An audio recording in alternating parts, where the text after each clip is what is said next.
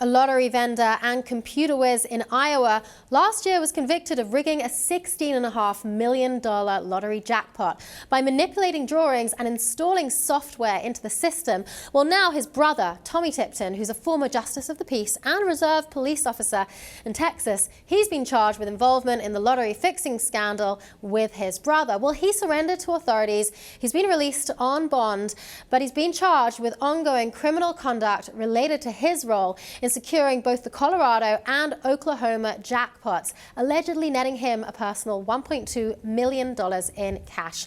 Well, this is a case that has rocked the Multi-State Lottery Association. This is Tommy Tipton. He has been charged this week. The story from last year, the big story, was that his brother wrote and installed the program that the Colorado lottery officials used to draw the numbers. So he was working for the lottery, he installed the program, he worked the program, and he managed to install a software after the machine had been audited that basically told the generator not to produce random numbers on 3 particular days of the year if 2 other conditions were met.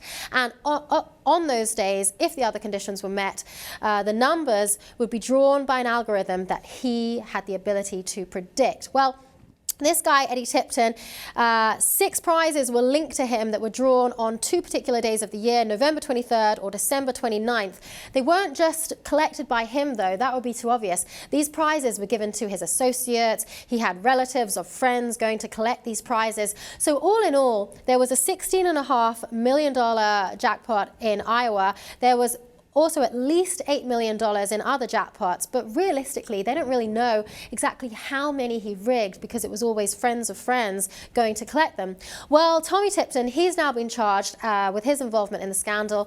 He actually stood at his brother's trial, defended his brother when there was a photograph of him purchasing a winning ticket. And he said, "That's not my brother. This guy's also buying hot dogs here. My brother doesn't eat hot dogs." Photoshop. Well, months later, he resigned from his position as an elected judicial position, and he then was found to have been involved. He had $500,000 in cash. It's been traced to him, and it looks like he'll be standing for charges as well. Joe, while I do not condone any illegal activities of any kind, hats off to this guy, because I don't feel bad if someone's going to steal a lot of money from huge, greedy corporations ever.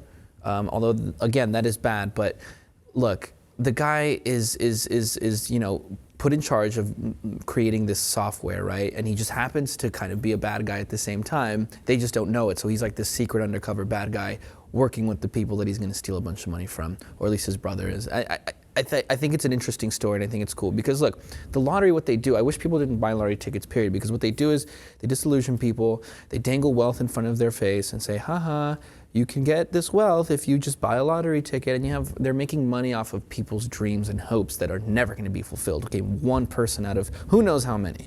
So look, I don't feel bad that they stole it from this huge lottery, but at the same time, that is money maybe that would have normally gone to somebody else who was playing by the rules. So at the end of the day, though, all of shady, these states now, all of these states have to figure out whether their lotteries are vulnerable. I mean, this was a guy working for the system, writing the program for the drawing of the numbers, and working for the system, but obviously he probably wasn't getting paid enough based on how smart he was with regards to computers. And just like hackers do, he covered his tracks, he erased his tracks. He also involved not just even relatives, but friends' relatives, involved his brother.